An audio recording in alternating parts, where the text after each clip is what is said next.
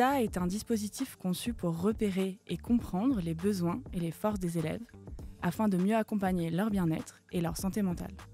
LISA est composé d'une plateforme numérique, d'un parcours de formation destiné aux enseignants et d'un réseau de collaboration multi-acteurs. Soutenu par l'État, le projet LISA France 2030 vise à améliorer le bien-être d'environ 70 000 élèves dans 190 établissements en France et à l'international. Le projet LISA se construit autour de la question essentielle de comment favoriser le bien-être de tous les élèves afin de leur permettre d'apprendre et de progresser ensemble en s'épanouissant. On voit bien évidemment que chaque élève est unique, qu'il a ses forces, qu'il a ses besoins spécifiques, mais qu'il évolue au sein d'un collectif, le groupe classe. Et le défi qui se pose aux enseignants au quotidien va vraiment être de pouvoir transmettre des connaissances, veiller à l'acquisition des connaissances et des compétences pour chacun de ces élèves au sein d'un groupe. Les statistiques sur la santé mentale montrent l'importance d'adresser ce sujet dans le cadre scolaire. Et c'est dans ce contexte que LISA intervient. Alors on a de nombreux dispositifs qui existent évidemment, au rang desquels les PAP qui accompagnent les élèves et qui exigent un diagnostic formel pour offrir un soutien. Mais on a aussi des élèves qui n'ont pas forcément ce type de programme d'accompagnement et qui ont également des besoins. Que proposons-nous concrètement ? LISA offre des formations, des outils et des ressources élaborés à partir d'une collaboration interdisciplinaire d'enseignants, cliniciens, chercheurs et ingénieurs. Grâce à cette co-construction, les ressources sont à la fois scientifiquement rigoureuses et adaptées à la réalité scolaire. Au cœur de cette initiative se trouve une plateforme numérique qui comprend un outil de repérage et une base de ressources qui propose des interventions concrètes à mettre en place dans la classe. Le questionnaire Facettes, qui comprend 12 questions, permet aux enseignants de faire une observation systématique et structurée de chaque enfant. À partir des réponses fournies au questionnaire, un tableau de bord individuel se génère et offre un résumé des forces et des besoins de chaque élève, ainsi que des suggestions pour les enseignants. Alors ces suggestions sont présentées sous forme de fiches simples et pratiques, prêtes à l'emploi. La base de ressources Lisapédia est quant à elle composée de toutes les fiches pratiques prêtes à l'emploi, ainsi que des hyperliens permettant d'accéder à des ressources externes, pédagogiques et théoriques. LISA propose également des formations pratiques, en ligne et en présentiel, qui sont adaptées aux besoins des enseignants. La démarche LISA s'appuie sur un programme de recherche mené par des chercheurs spécialistes de la santé mentale et du neurodéveloppement. Ce programme s'appuie sur un comité éthique scientifique international, assurant ainsi la rigueur, le respect du cadre éthique et la protection des données. L'école joue un rôle crucial dans le bien-être et l'épanouissement des enfants et des adolescents. L'équipe LISA travaille pour fournir des outils à la hauteur de ces enjeux.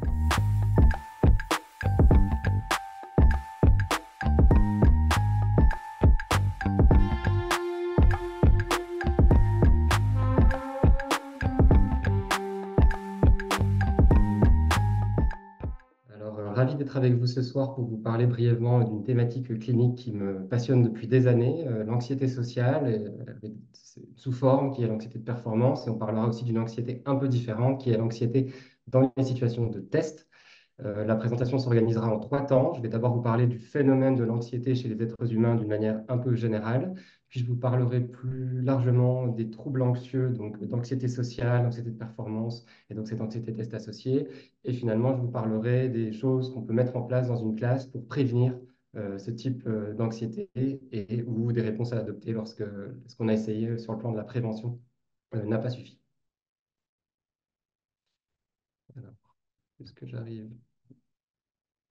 Ok, ça fonctionne.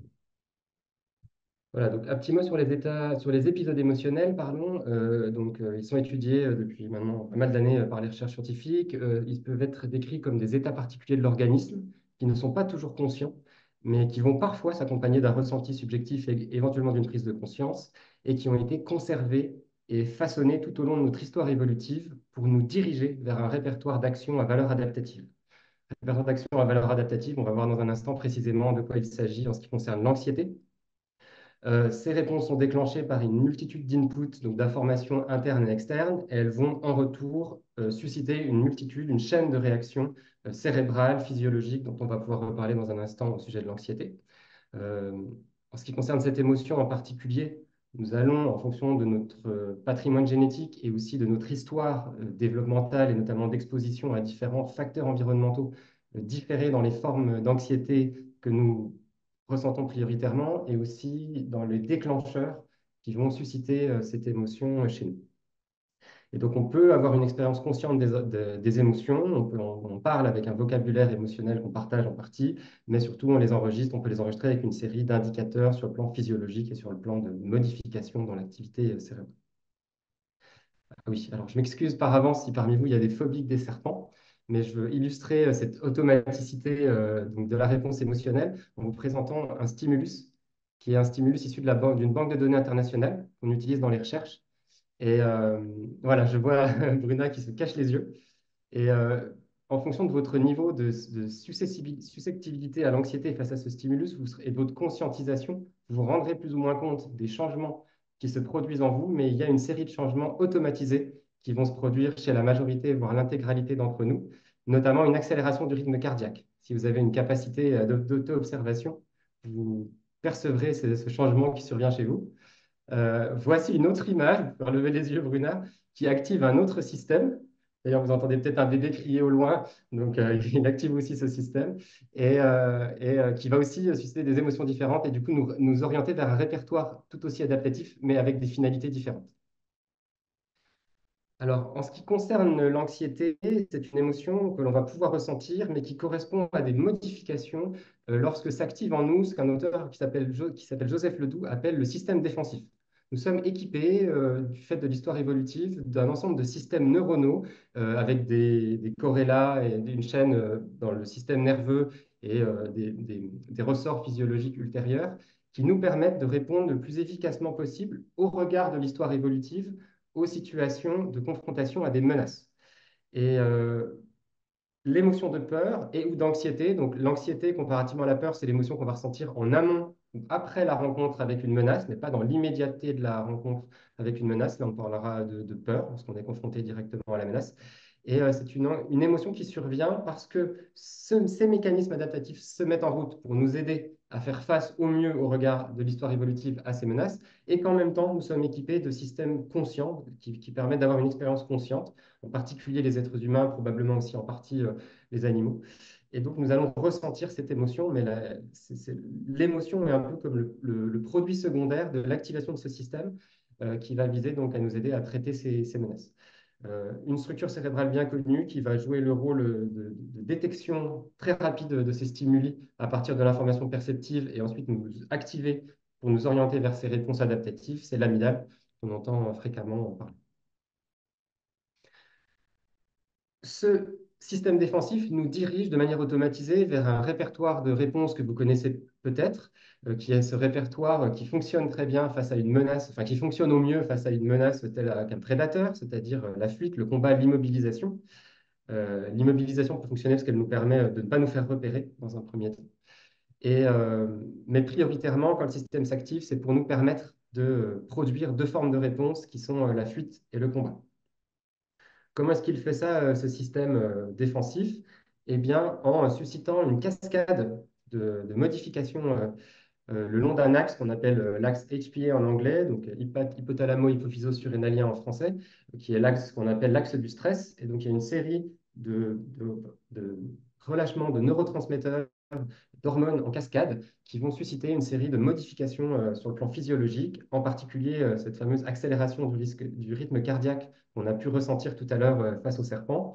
D'autres modifications également, donc les yeux, les sens s'aiguisent, les fonctions vitales qui ne sont pas indispensables pour faire face à la menace sont mises en pause.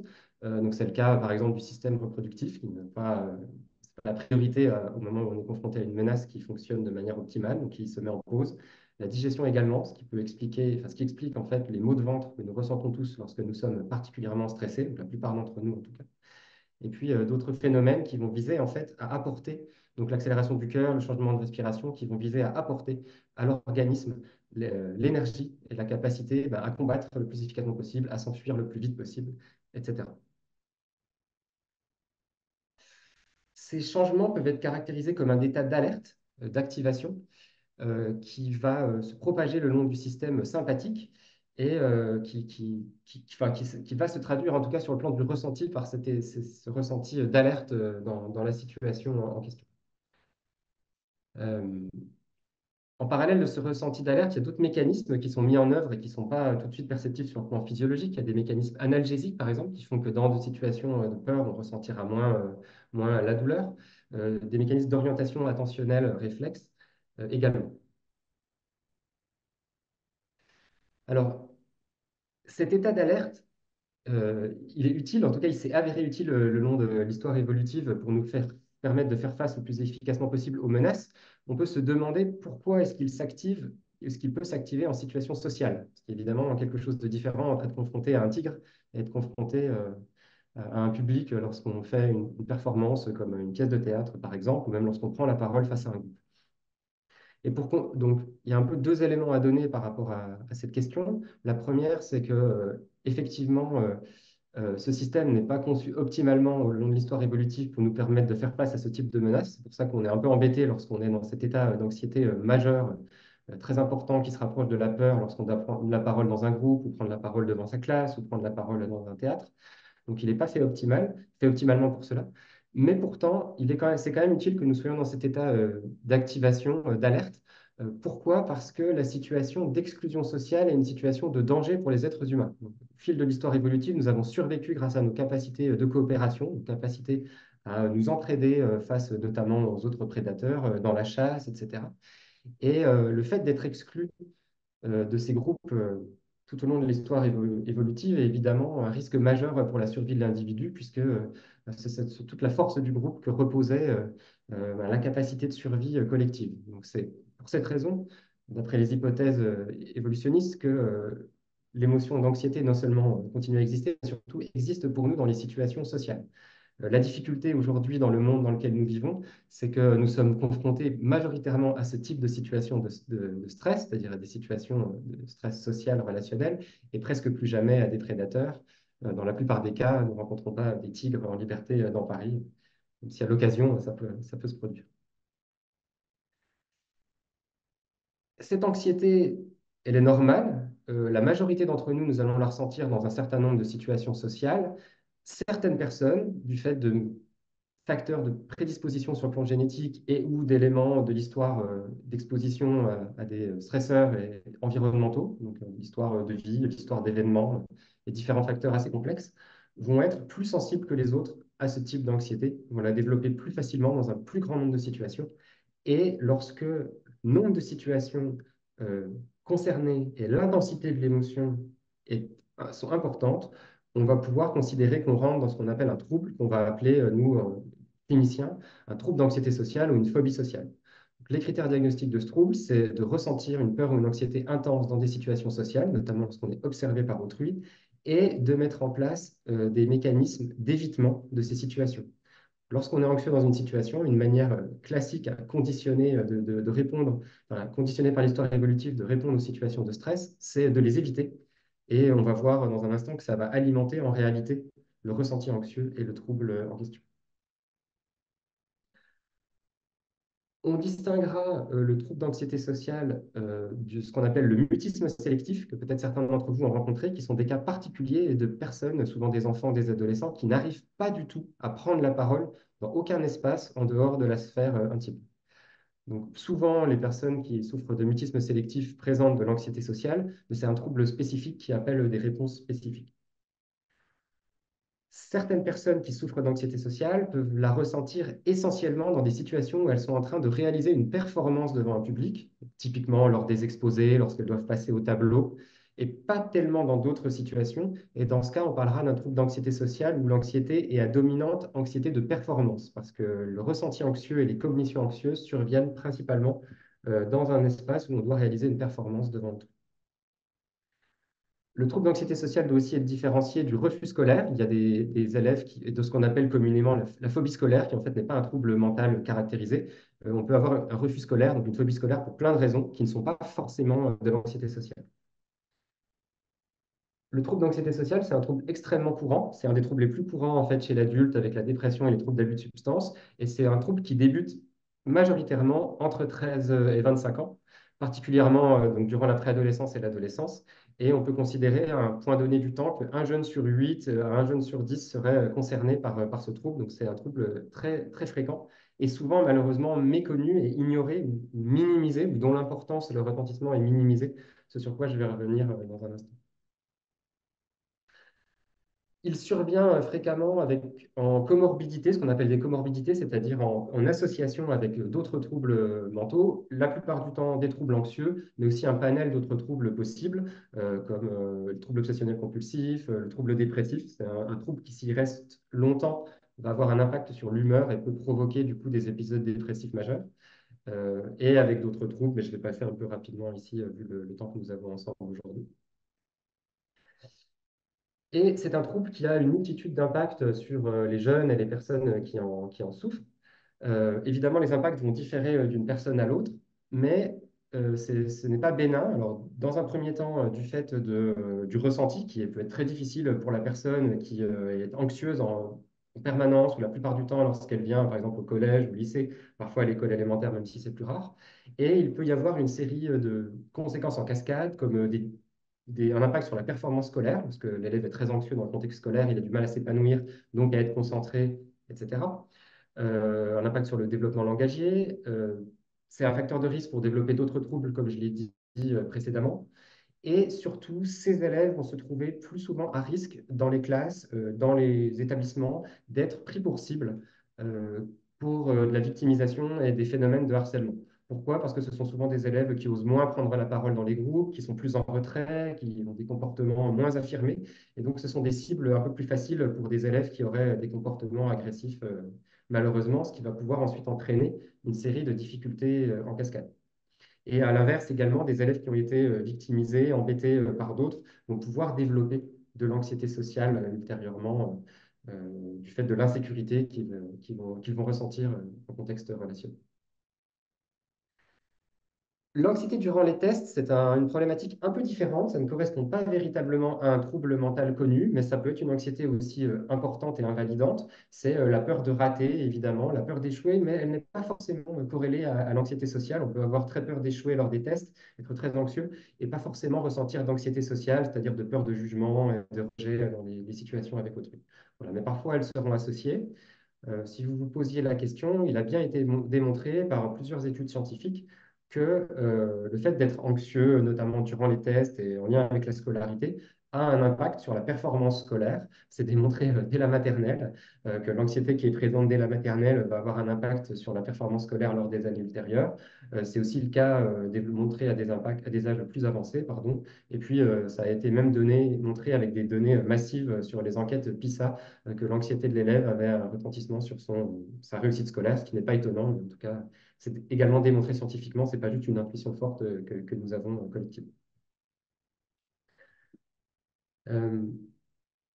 Donc, comment analyser et comment comprendre que ce type d'anxiété se maintienne chez des personnes? Alors, dans l'approche psychothérapeutique que je pratique, nous avons des modèles qui nous permettent d'analyser les facteurs de maintien de l'anxiété sociale dès lors qu'elle a commencé à apparaître et les facteurs d'aggravation de cette anxiété.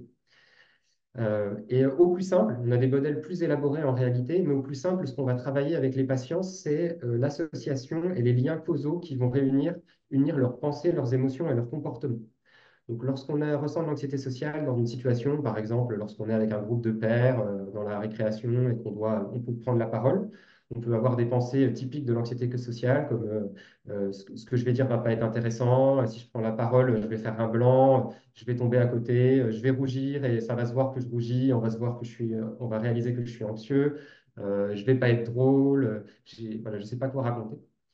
Et évidemment, ces pensées sont associées à un ressenti émotionnel. Elles naissent en partie de la présence du ressenti anxieux, mais elles vont aussi alimenter ce ressenti anxieux et elles vont s'entre-alimenter, pensées et émotions vont s'entre-alimenter. Et bien souvent, parce qu'elles sont présentes, ces pensées et ces émotions, elles vont orienter de manière un peu automatisée la personne vers certains comportements. Il y a toute une série de comportements qui sont intéressants pour nous et qu'on va pouvoir travailler, mais les comportements phares qui vont devenir problématiques dans le temps long, c'est ce qu'on appelle des comportements d'évitement et de micro-évitement. Comportement d'évitement, c'est assez simple à comprendre. C'est il y a un anniversaire auquel vous êtes invité, mais parce que ça vous stresse, parce que vous ne connaissez pas grand monde, vous n'allez pas aller à l'anniversaire finalement en prétextant une excuse quelconque. À court terme, vous échappez aux ressentis anxieux, vous évitez le stress. Mais à moyen terme, évidemment, vous avez échappé à une nouvelle situation où vous auriez pu vous entraîner à faire face au stress et découvrir que vous êtes capable, finalement, dans une situation où vous connaissez qu'une personne ou deux, eh bien, de faire connaissance avec autrui et puis de nouer des liens et puis de vous amuser. On va beaucoup travailler ces comportements d'évitement en situation sociale. Et puis, existe d'autres formes de comportements qui sont intéressants à travailler, qui sont des comportements de micro-évitement. Micro-évitement, je suis dans une situation sociale, je suis stressé, par exemple, je regarde le sol, ça évite qu'on me donne la parole parce qu'on se rend compte que je ne regarde pas. Je fais semblant d'être dans mes pensées, de regarder ailleurs. Et puis, classiquement, par exemple, je prends mon téléphone et puis je fais comme si j'étais très occupé sur mon téléphone. Ça peut être aussi au collège, je prends un livre et je vais lire un livre sur un banc. Voilà, comme si ça me passionnait cette lecture, alors que j'aimerais bien en fait connecter avec mes pairs. Ça peut prendre d'autres formes plus subtiles. Voilà, je vais fumer une cigarette, ça passe le temps, ça me donne une contenance dans ce moment où je ne connais personne. À nouveau, ces comportements, euh, à court terme, vont permettre d'alléger l'anxiété, mais à moyen terme, vont alimenter le refus anxieux. Et puis, il y avoir plein d'autres formes de comportements qu'on va travailler, comme des comportements, par exemple, de préparation. Je prépare à l'avance ce que je vais dire, je répète dans ma tête mon intervention, qui vont du coup effectivement susciter des comportements sociaux où on a des chances de tomber à côté dans les interactions. Donc, dans la psychothérapie, et notamment les thérapies cognitivo-comportementales, donc, par exemple, qui est l'approche que je pratique, on va essayer de travailler l'ensemble de cette boucle en travaillant sur les pensées, en essayant d'avoir des pensées, de développer des pensées plus positives, plus réalistes, comme des pensées d'affrontement. Je vais essayer, je ne vais pas forcément être à l'aise tout de suite, mais je vais tenter, je vais aller affronter ma peur.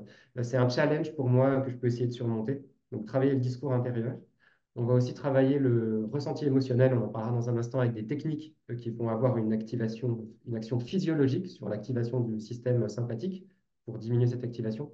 Et puis petit à petit, on va essayer d'amener les enfants, les adolescents, les adultes à expérimenter des nouveaux comportements qui vont contre les comportements d'évitement qu'ils pouvaient mobiliser par le passé. C'est un travail qui ne prend pas forcément énormément de temps et qui peut va rapidement porter ses fruits. On en reparlera en conclusion, mais ce sont des interventions qui sont très souvent efficaces pour aider nos patients. Lorsque l'anxiété sociale est très importante, et encore plus lorsque l'anxiété associée au test ou l'anxiété de performance sont très importantes, elles peuvent amener à un niveau d'anxiété tel qu'on va traverser ce qu'on appelle une crise d'angoisse, ou nous, dans notre vocabulaire de clinicien, une attaque de panique. Une attaque de panique, c'est lorsque vous avez un ressenti anxieux tel qu'il vous déborde et que vous êtes en panique. Vous avez peut-être déjà ressenti cette émotion. Et lorsqu'on ressent ça une fois ou deux ou trois, on peut déclencher par la suite un trouble panique où les paniques vont se généraliser à d'autres contextes et vont petit à petit devenir très envahissantes dans la vie des personnes. C'est d'autant plus important d'aider les élèves anxieux pour éviter qu'ils n'évoluent parfois vers des troubles paniques qui sont un peu plus invalidants, qui peuvent bien se traiter aussi, mais qui peuvent être invalidants. Alors j'en passe à la dernière partie, pour laquelle on aura du coup un peu plus de temps, qui est comment prévenir ces difficultés. Et je parle particulièrement parmi vous, à celles et ceux qui sont dans la communauté éducative. Il y a un certain nombre de choses un peu spécifiques qu'on va pouvoir faire par rapport à l'anxiété sociale et à l'anxiété de performance pour aider les élèves et prévenir ces problématiques dans les classes. D'une manière plus générale, il faut avoir conscience qu'il existe des liens multidirectionnels entre les différentes variables qui sont représentées sur cette slide, et notamment sur les capacités de régulation de la classe des enseignants. Donc, plus vous êtes formé et en capacité de réguler votre classe de manière positive, sans avoir à crier, sans avoir à vous énerver, plus vous allez favoriser un climat de classe positif qui minimisera toutes les formes de difficultés de l'ordre de la sphère mentale des élèves et notamment les formes d'anxiété. Plus vous arrivez à établir des relations positives en faisant des feedbacks avec les élèves, positifs aux élèves en parallèle des critiques, plus vous cultiverez également un climat émotionnel dans les classes qui va être favorable au bien-être des élèves et donc défavorable à l'apparition des différentes formes d'anxiété, notamment l'anxiété de performance, l'anxiété liée au test et l'anxiété sociale. Et enfin, plus vous travaillerez de manière explicite dans des activités pédagogiques dédiées soit vraiment dédié que à ça en maternelle ou en élémentaire, soit intégré dans vos enseignements disciplinaires pour ceux qui interviennent au collège et au lycée, plus vous favoriserez également des dynamiques positives dans les classes qui minimiseront ces formes d'anxiété chez les élèves. Voilà. Au plus, la communauté apprenante dans la classe est une communauté où règne l'acceptation des émotions d'autrui, l'empathie, les comportements prosociaux, au moins les élèves ressentiront dans votre classe ces émotions. Donc il y a véritablement un travail pour vous à alimenter ce qu'on peut appeler, j'aime pas trop le terme de climat, parce que le climat c'est un peu une chose qu'on subit et sur laquelle on n'a pas trop d'influence, mais je préfère parler d'un bain ou voilà, d'un bain émotionnel que vous allez pouvoir du coup alimenter, faire couler en quelque sorte. Et ce bain-là, en fait, il est fondamental pour les ressentis anxieux des élèves et aussi pour prévenir d'autres types de difficultés comme les problèmes de comportement. Donc, c'est vraiment avec des rebonds multibandes lorsque vous travaillez ce type de thématique dans vos classes. Voilà. Donc, pour ce faire, vous pouvez vous former, vous, à développer vos propres compétences psychosociales. Il y a des organismes qui font ça, qui accompagnent les enseignants généralement gratuitement. C'est le cas par exemple de Scolavi, qui est une association à laquelle je fais partie du comité scientifique, et qui peut vous accompagner à vous former, vous, en termes de posture sur le plan des compétences psychosociales. Et puis, également, vous pouvez vous former à des programmes sur le plan des CPS. Nous, on a développé, par exemple, un programme qui s'appelle École des émotions pour la maternelle. Il y a aussi le programme Vivre ensemble, le Freeform Mogory, qui traite aussi de ces questions, qui peut être développé maternelle, élémentaire. Voilà. Donc, pour les enseignants cycle 1, c'est vraiment ces programmes vont vous amener des outils, vont vous amener un socle pour favoriser des dynamiques positives qui minimiseront la survenue de ces formes d'anxiété parmi vos élèves. Alors maintenant, plus spécifiquement, en ce qui concerne les deux formes d'anxiété, qu'est-ce qu'on peut faire dans une classe pour minimiser leur apparition?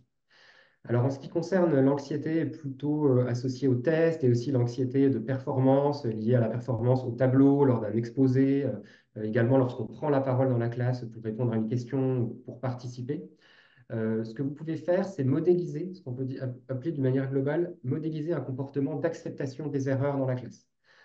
Donc, ça peut passer par le fait de, très rapidement en début d'année, parler du fait que dans votre classe, c'est très bien de faire des erreurs, que les erreurs font partie intégrante de l'apprentissage, que vous-même, vous faites des erreurs, de vous donner comme exemple de quelqu'un qui parfois fait des erreurs et qui cherche à apprendre de ses erreurs et à modéliser de manière régulière dans l'année à votre classe le fait que ça fait partie, c'est une bonne chose de faire des erreurs, tout simplement. Voilà. Et évidemment, parfois les élèves se ratent, pas juste parce qu'ils font des erreurs, mais parce qu'ils ont un échec, peut-être parce qu'ils n'ont pas travaillé ou autre. Mais c'est vrai qu'au plus, vous allez alimenter une dynamique collective où on humilie, même pas volontairement, mais où on pointe de manière un peu humiliante les échecs des uns et des autres, au plus vous allez susciter de l'anxiété de performance chez vos élèves. On peut penser que c'est un motivateur positif, enfin, un bon motivateur pour le travail, ça peut l'être, mais généralement, ça va l'être pour les élèves qui sont déjà des bons élèves, qui vont être encore plus stressés. Et parfois, ils vont passer le niveau d'alerte qui est bon, ils vont être trop stressés par la performance scolaire et leurs performances vont décroître. Et généralement, pour les élèves qui étaient déjà en difficulté, il sera beaucoup plus efficace d'essayer d'alimenter des dynamiques positives où on essaye de pointer là où ils peuvent aller, les progrès qu'ils peuvent faire, en quoi ils peuvent s'améliorer d'ici à la prochaine fois, qu'en pointant de manière négative les erreurs qu'ils ont pu faire et éventuellement même le manque de travail, etc. Ça peut être tout à fait vrai, mais quand vous allez pointer le manque de travail, le fait qu'ils ne sont pas investis et qu'ils doivent se reprendre, etc., vous aurez moins d'effet en réalité, même si tout ce que vous dites est parfaitement vrai, que si vous alimentez un discours plus positif sur les progrès qui peuvent être faits, comment ils peuvent s'améliorer la prochaine fois et vous en discutez avec eux. Voilà. Donc modéliser la progression, le fait de s'améliorer, les efforts et l'acceptation des erreurs vont créer une dynamique plutôt positive autour de l'apprentissage dans votre classe et minimiser les chances qu'il puisse y avoir de l'anxiété de performance et de l'anxiété pendant la classe. Ensuite, en ce qui concerne toujours cette forme d'anxiété et aussi un peu plus l'anxiété sociale, euh, et là on est vraiment dans le travail en fait des compétences psychosociales dans vos classes, modéliser un comportement d'acceptation et de régulation collective des émotions. C'est l'autre grand axe, je dirais, pour votre pratique. Qu'est-ce que ça veut dire? Ça veut dire déjà être en capacité de parler des émotions, donc d'interroger les élèves au sujet de leurs émotions, notamment si vous les voyez justement potentiellement stressés, en difficulté, les prendre à part 2 minutes pour en parler avec eux, en parler collectivement, voilà, faire de votre classe un espace où il y a une parole qui peut circuler au sujet des émotions, particulièrement en maternelle, en élémentaire, lorsqu'on a plus de temps pour le faire. Ensuite, ça reste important. Voilà. Si vous en avez la capacité, toujours en cycle 1, à pouvoir enseigner aux élèves, parce que c'est l'anxiété, donc là, ça se fait notamment dans les programmes autour des CPS, mettre en avant. Vous pouvez mettre en avant des personnages de fiction ou réels qui ont pu avoir des difficultés dans des situations sociales. Personnellement, j'aime beaucoup un coach de tennis qui s'appelle Patrick Mouratoglou, qui parle beaucoup en ce moment en plus parce que c'est Roland Garros. Et j'ai découvert récemment avec grand intérêt que c'était quelqu'un qui avait souffert de beaucoup d'anxiété sociale dans son enfance, à l'école, dans son adolescence. Et c'est un modèle très positif qui a su surmonter ces difficultés-là et qui est quelqu'un de très charismatique. Et donc, pouvoir mettre en avant des modèles pour les élèves, voilà, c'est important si jamais vous travaillez cette thématique en cycle 1 notamment.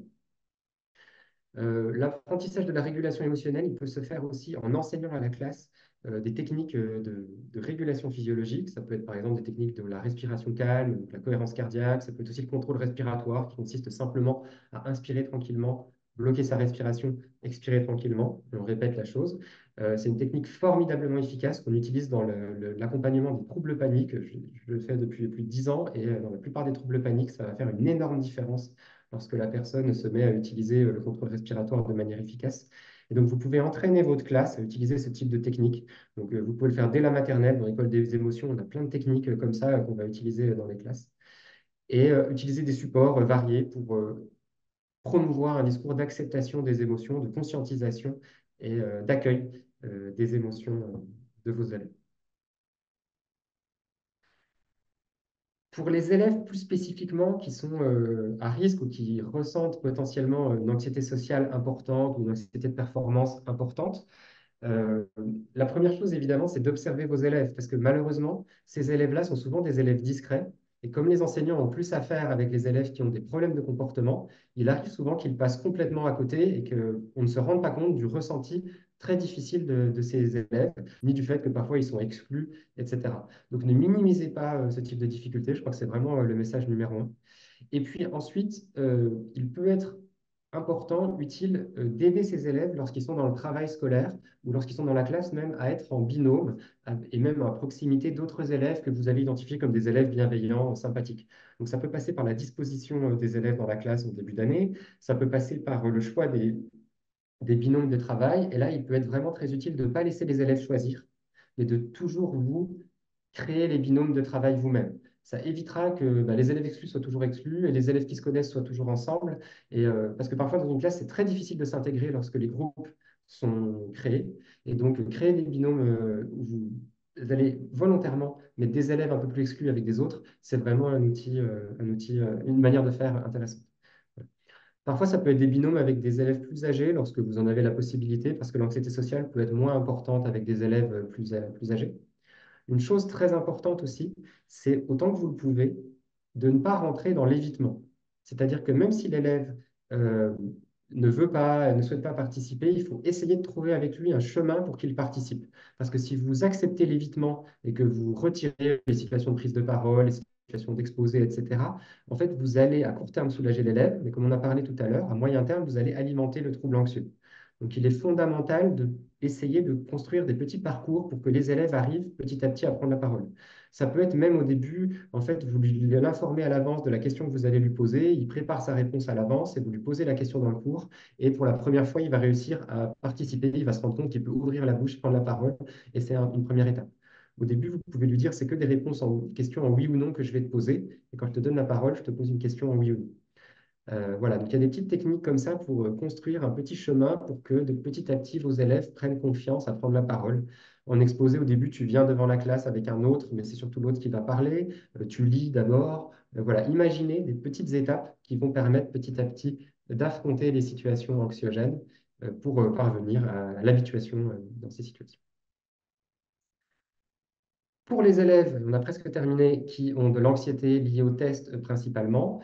Euh, alors, vous pouvez, lorsque vous avez vraiment identifié une anxiété importante, leur donner un peu plus de temps dans le cadre d'un plan d'accompagnement un peu spécifique déployé pour eux dans votre école. Ça peut être une manière pour eux, dans un premier temps, d'aborder leur stress. Vous pouvez vous approcher et essayer de les aider ou de préparer avec eux, si vous avez un peu de temps, comment ils commencent leurs devoirs, par exemple en essayant d'identifier une question facile pour commencer, en les invitant à prendre des respirations, si jamais vous avez travaillé ça dans votre classe particulièrement. Bon, les interrogations et les tests surprises sont extrêmement anxiogènes pour les élèves les plus anxieux dans vos classes. Ce n'est pas forcément une pratique que je recommanderais, même si on pourrait en discuter. Voilà. Euh, et puis, c'est aussi important que les élèves connaissent le cadre d'évaluation, le poids dans la note finale, etc. Plus vous leur donnez des repères sur comment ils vont être évalués au fil du temps, moins le ressenti anxieux sera important.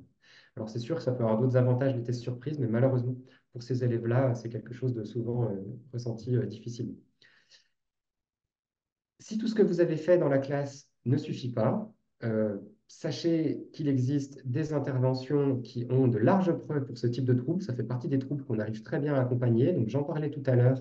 La thérapie cognitivo-comportementale a des preuves très solides d'efficacité sur ce plan. Ça peut être pour un enfant, pour un adolescent, pour un adulte. On a des modèles partagés et puis des choses spécifiques qu'on va faire aux différents âges. Parfois, on va pouvoir combiner la thérapie individuelle avec ce qu'on appelle des groupes d'affirmation de soi ou des groupes d'habileté sociale. On va avoir un petit groupe où les élèves peuvent s'exposer aux situations sociales dans un contexte sécure, d'entraînement aux habiletés sociales, avec des feedbacks par leurs pairs, alors même qu'ils réalisent des gestes sociaux comme répondre à une critique, répondre à des moqueries, prendre la parole devant un groupe inconnu, faire un exposé. Et on peut comme ça les entraîner à s'améliorer. D'autres approches psychothérapeutiques peuvent aussi être efficaces, mais il est vrai que la thérapie cognitivo-comportementale est celle qui a fait l'objet de plus d'évaluations à ce jour. Voilà, merci de votre attention. Merci beaucoup Thomas, merci vraiment pour cette intervention très riche qui nous a permis non seulement de décrypter certains comportements qu'en tant qu'enseignant, éducateur, parent, on a l'habitude d'observer au quotidien, parfois sans vraiment comprendre ce qui se passe derrière, mais surtout pour cette dernière partie aussi très riche sur les gestes professionnels, les actions, les suggestions d'actions pour les enseignants. En parlant d'enseignants, je pense que l'intervention de Thomas a suscité des questions et suscite des questions. Donc, je laisse la parole à ma collègue Michaela qui en a recueilli quelques-unes via le chat. Bonjour, est-ce que vous m'entendez bien? Désolé, j'ai été déconnecté au moment où je terminais. Donc, je C'est le suis de moment des retour. remerciements. Et parce que c'est vrai, non, je disais juste en synthèse que non seulement c'est rare d'avoir à la fois l'explication de certains gestes, de certains comportements et aussi des suggestions, des conseils, comme les conseils que vous nous avez donnés. Et je pense que il y a déjà quelques questions de la part Ouais. de nos participants. Oui, bon, déjà, merci. À nouveau, c'était super intéressant, très riche. Euh, Mieux comprendre et mieux savoir quoi faire dans le monde éducatif. Donc, je vois qu'il y a deux questions. S'il y a d'autres personnes qui ont des questions, n'hésitez pas à les noter sur la section questions-réponses sur Zoom. Oui, notamment Carole Bergadio, vous avez levé la main. En fait, on vous invite à poser votre question sur le chat, s'il vous plaît. Et Thomas vous répondra. On va relayer la question avec Michaela. Ouais, très bien. Donc, la première question qu'on a, c'est est-ce que l'anxiété est une émotion? C'est une question Ouais, qui est apparue très au début oui. de la présentation. Ouais. Ouais. Alors, j'espère que vous m'entendez bien parce que j'ai dû me reconnecter avec une autre connexion dans l'immédiat. Alors, ça va? Ok, super. On vous entend, mais on ne Donc, vous voit plus. Mais... oui, j'ai coupé, je pense, parce que la bande passante sera meilleure, juste pour répondre le temps que je récupère la bonne connexion. Donc, l'anxiété est-elle une émotion? Alors, c'est un peu discuté, en fait, il y a différents modèles, mais effectivement, elle a en fait tous les éléments qui sont caractéristiques d'une émotion, comme on en a pu en parler au début de la présentation. Donc, en fait, elle nous dirige vers certaines réponses adaptatives, elle a des effets qu'on dit pléiotropiques, c'est-à-dire sur l'ensemble enfin, beaucoup d'éléments, d'aspects de l'organisme. Il y a une capture attentionnelle. Elle peut persister après que l'événement ait été rencontré. Enfin, voilà, elle remplit un peu tous les critères principaux d'un épisode émotionnel. Donc, on peut la considérer comme une émotion, effectivement, même si parfois elle est un peu le stress est un peu mis à part en réalité.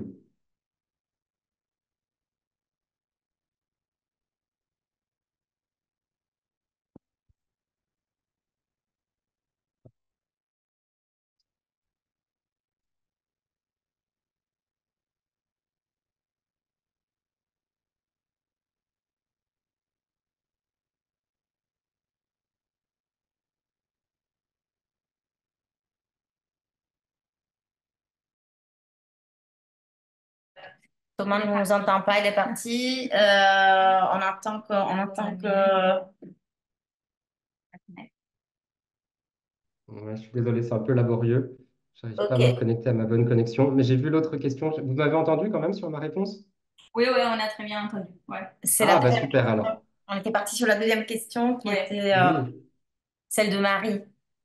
Ouais, alors sur cette question de la violence, honnêtement, disons, là, c'est difficile de donner une réponse globale parce que c'est quand même très dépendant du cas de l'enfant. Ensuite, des enfants qui seraient donc très calmes à la maison et très violents à la classe. Dans la classe, ça m'évoque deux choses potentiellement. La première, c'est un trouble neurodéveloppemental ou des traits particuliers qui n'auraient pas été détectés et qui font que l'enfant, dans un contexte relationnel avec des pairs, et notamment des petits, lorsqu'ils n'ont pas été habitués, vont pouvoir du coup ressentir de l'anxiété, être mal à l'aise. C'est la première chose.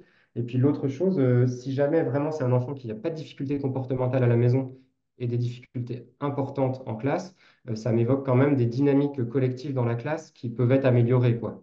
C'est-à-dire, c'est un petit peu surprenant. Et donc, voilà. Mais après, là, je pense que vraiment, ça dépendrait, il faudrait une analyse individualisée du cas de figure. C'est difficile de répondre de manière très générique à cette question-là.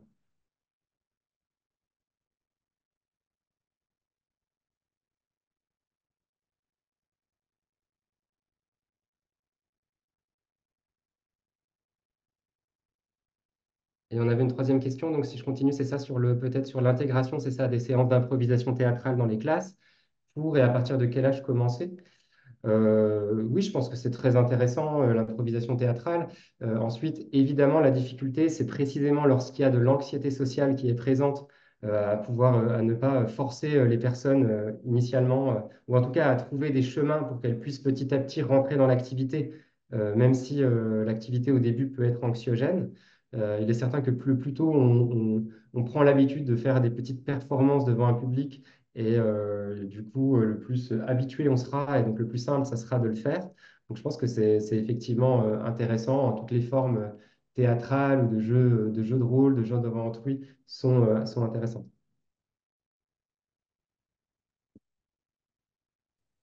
Merci Thomas. Je ne sais pas s'il y a d'autres questions. Carole, peut-être vous vouliez intervenir ou sinon n'hésitez pas vraiment à prendre. Ok. Il y a un spectateur anonyme. Thomas, on va lire les questions parce qu'on ne sait pas si les autres y ont accès. Donc, ils vont les voir. Comment distinguer entre le stress dans des situations stressantes normales, exposés, examens, etc., et l'anxiété véritablement clinique? Oui, alors désolé, je pense que je vois que ma bande passante est faible, donc je pense que je vais avoir un mauvais son. Mais alors, c'est en fait c'est une évaluation de clinicien. Et ça va dépendre de l'intensité de l'émotion et de la fréquence. C'est-à-dire qu'il est normal que des élèves parfois soient stressés dans des situations scolaires, mais si ça survient de manière fréquente et que c'est un vécu très intense, alors on pourra parler d'un trouble anxieux. Mais évidemment, c'est une évaluation clinique complète au regard du retentissement selon des critères diagnostiques que je vous ai montrés tout à l'heure brièvement. Des, des ouvrages à vous conseiller. Alors, oui, c'est une question ensuite sur est-ce qu'il y aurait des ouvrages à conseiller. Ça dépend un peu de quel aspect vous intéresse. Il existe différents ouvrages au sujet, par exemple, des habiletés sociales, de l'affirmation de soi. On en a publié un il y a pas mal d'années maintenant avec une pédopsychiatre qui s'appelle Gisèle Georges, mais il y a d'autres spécialistes, donc vous pouvez en trouver de nombreux. Ensuite, il y a des ouvrages de cliniciens, vraiment, mais je ne sais pas si ça serait forcément indiqué. Ça dépend un peu de votre besoin. Euh, je pense que oui, ça dépend de ce que vous recherchez, quoi. Est-ce que c'est vraiment un abord approfondi du trouble, ou là, il y a des manuels, par exemple, de TCC. Est-ce que vous voulez vous situer plutôt dans le champ d'un modèle TCC du trouble, ou alors d'autres modèles explicatifs? Est-ce que voilà, ça dépend un peu du besoin. C'est un peu difficile de manière généraliste. Je pourrais vous faire une petite bibliographie qu'on pourra vous envoyer éventuellement. Mais j'imagine que c'est une question plutôt d'enseignant, enfin, en tant qu'enseignant, si on veut lire plus à ce sujet. Oui, en effet, on va vous demander les références et on vous les enverra par mail. Euh, Super. Merci. Est-ce qu'il y a d'autres questions? Michaela, tu avais peut-être une question aussi. Oui. J'avais une question. Tout au début de votre présentation, vous avez parlé de différents types de réponses face aux situations stressantes. Je pense que c'est ça. L'immobilisation, la fuite, les combats, si j'ai bien compris. Donc, je voulais savoir de quoi dépend en fait cette réponse. Enfin, Oui, vous voulez dire vers quoi nous oriente notre système défensif prioritairement, Oui, c'est c'est ça. ça? Est-ce que ça dépend de la personne ou est-ce que c'est tout le monde pareil? Oui, non, effectivement. Alors, ça dépend aussi en fait d'autres systèmes qui sont notamment les systèmes d'approche. Mais il est vrai que nous allons différer notamment dans notre propension à être orienté vers cette réponse qui est l'immobilisation, qui est souvent malheureusement une réponse qui n'est vraiment plus du tout adaptative de nos jours. Et c'est pour ça, malheureusement, et c'est souvent une source de culpabilité pour les personnes lorsqu'elles ont vécu des situations traumatiques, parce qu'elles racontent en fait s'être ressenties complètement immobilisées, ne pas pouvoir bouger, alors même que le danger fonçait sur elles ou que quelqu'un était en danger à côté d'elles, ou voilà, qu'elles auraient pu réagir. Ça va varier. On ne sait pas forcément expliquer pourquoi ça varie d'une personne à l'autre. Ces réponses-là, c'est surtout enfin, dans les contextes de peur, donc en confrontation directe avec la menace effectivement qu'elles vont survenir. L'émotion d'anxiété dérive de cette émotion de peur dans l'anticipation et dans la suite de la confrontation avec les menaces. Merci beaucoup pour la réponse. Merci. Est-ce que il y a d'autres questions ou des interventions, si vous voulez témoigner, par exemple, de votre expérience en tant qu'éducateur, en tant qu'enseignant, en tant que parent, parce que je sais qu'il y a différents profils qui nous suivent.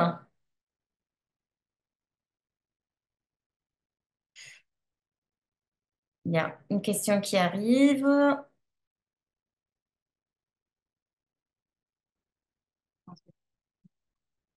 Je pense que Carole, vous demandez Oui. quels sont les programmes que vous développez. Je pense que c'est une question qui s'adresse plus à l'institution, au Learning Planet Institute.